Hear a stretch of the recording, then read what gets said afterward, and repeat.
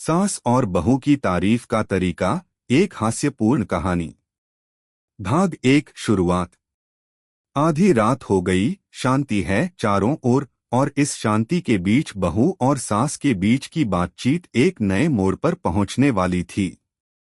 अगर आप अपनी माँ से प्यार करते हो और उनको हमेशा खुश देखना चाहते हो तो चैनल को सब्सक्राइब करो, लाइक करो, हर हर महादेव कमेंट करो। बहुत ही जल्द आपको खुशखबरी मिलेगी। प्लीज वीडियो को लास्ट तक जरूर देखें। अब आगे सुने। मंजू एक साधारण से गृहिणी ने आज तक जितनी भी बहुएं देखी थीं, उनमें से वह किसी भी एक से भी ज्यादा मिलनसार और समझदार नहीं थी। उसकी बहू सुमन एक नवयुवती थी जिसने अपनी शादी में न सिर्फ घर बल्कि दिल भी जीते थे।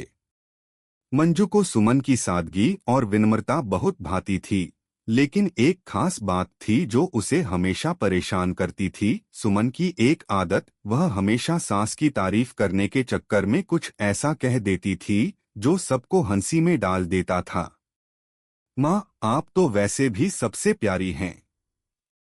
आपके चेहरे पर हमेशा संतोष की मुस्कान रहती है, जैसे आप कभी परेशान ही नहीं होती, सुमन ने एक दिन बड़े सलीके से कहा। मंजू के चेहरे पर हल्की सी मुस्कान आ गई, लेकिन उसे यह तारीफ सही से समझ नहीं आई। क्या वह सच में तारीफ कर रही थी या फिर कुछ और ही मतलब था?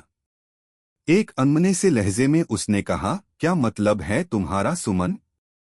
नहीं माँ, ऐसा कुछ नहीं है।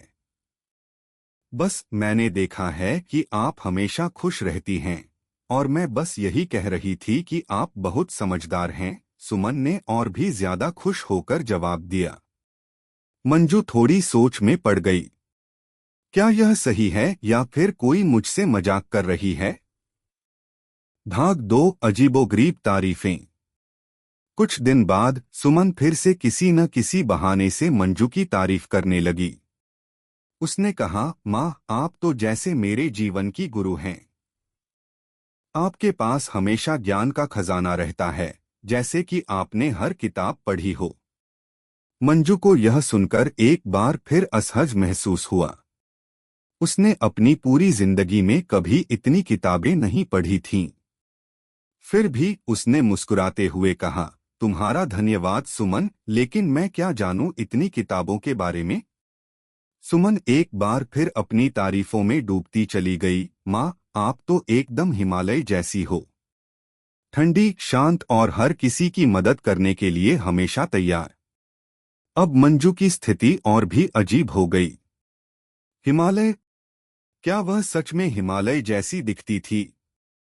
उसे यह तारीफ सुनकर कुछ अजीब सा लगा, लेकिन उसकी बहू की आंखों में एक ऐसी ईमानदारी थी कि मंजू कुछ कह नहीं पाई। भाग तीन, हंसी का मोड़। एक दिन घर में कुछ मेहमान आए थे। सास और बहू दोनों उनके स्वागत के लिए तैयार थीं। सुमन ने फिर से अपनी आदत के अनुसार मंजू को तारीफों से नवाजने की कोशिश की। उसने कहा, माँ, आप तो सचमुच सबकी आदर्श हो, जैसे दृढ़ इच्छा शक्ति का जीता जागता उदाहरण। मंजू ने हैरान होकर पूछा, क्या मतलब है तुम्हारा? सुमन मुस्कुराते हुए बोली, माँ, आपने आज तक कभी किसी को नाराज नहीं किया, सबको माफ किया और हर काम में समर्पण से लगी रहती हो। यह सुनकर सब लोग हंसी से लोटपोट हो गए।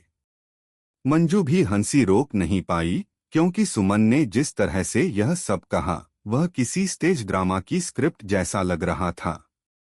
भाग चार, हंसी के बीच सास बहू का प्यार। हालांकि यह हंसी मजाक कुछ दिनों तक चलता रहा, लेकिन धीरे धीरे मंजू ने महसूस किया कि उसकी बहू सच में उसे पसंद करती है और उसकी आदतों को समझती है। सुमन के द्वारा की गई तारीफें अब उसे ज्यादा अजीब नहीं लगने लगीं।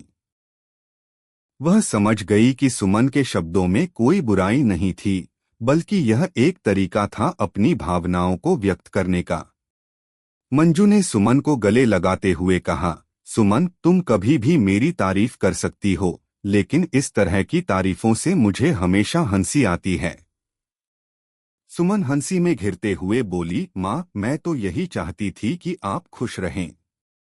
यह छोटा सा क्षण दोनों के रिश्ते को और भी मजबूत बना गया। अब सास और बहू दोनों एक दूसरे की तारीफ करने के बजाय एक दूसरे के साथ हंसी ठाकों में समय बिताती थीं। समाप्ति। यह एक हल्की फुल्की और हास्यपूर्ण कहानी थी जिसमें सास और बहू के रिश्ते को एक नए तरीके से दर्शाया गया, जहां पर बहू अपनी सास की तारीफों से हंसी का कारण बनाती है, वहीं समय के साथ दोनों के रिश्ते में गहरी समझ और प्यार भी बढ़ता है।